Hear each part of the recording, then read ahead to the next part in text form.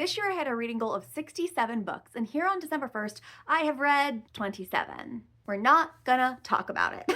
However, now through Christmas, I'm going to share my thoughts on the books that I did manage to read. So here we are on day one of books I've read mess.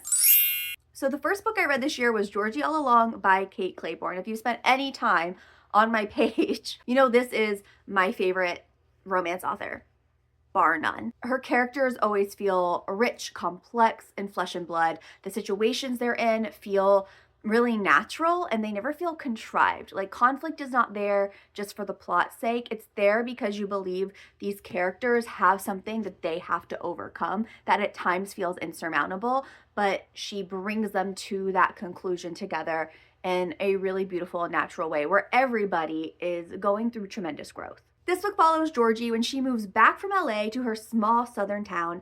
And when she moves back, she's got a lot of anxiety about how she's going to be perceived.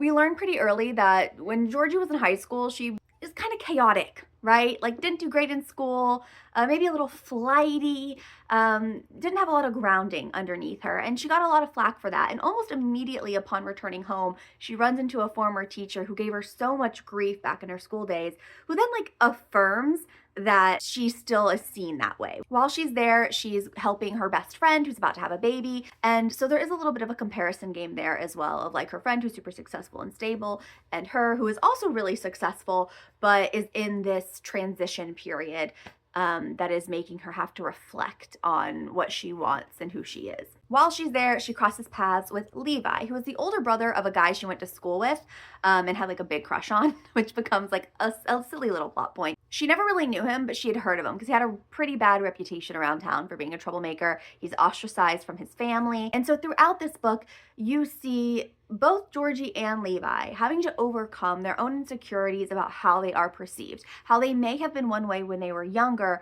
but now as an adult, they're someone different, and they are struggling to get people to see them in this new light, or what it really is, they're struggling to believe that people see them in this new light and that they are not just held to the reputations that they had. This book especially resonated for me because I don't think I've ever related to a main character ever in my life. Throughout this one, I was like, oh my God, oh my God, oh my God. Did I sound like Bob's Burgers just then?